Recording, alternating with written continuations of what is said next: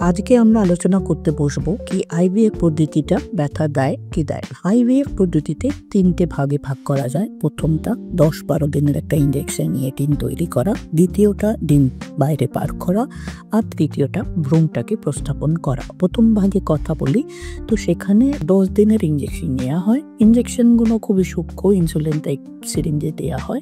এটা পেশেন্ট নিজেও নিতে পারে আর সেরকম ব্যথা অনুভব করে না।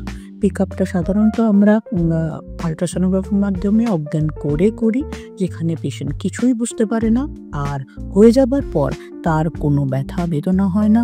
সেই পদ্ধতির পর কোনো কাটা ছেঁড়া সেলাই কিছুই প্রয়োজন হয় না।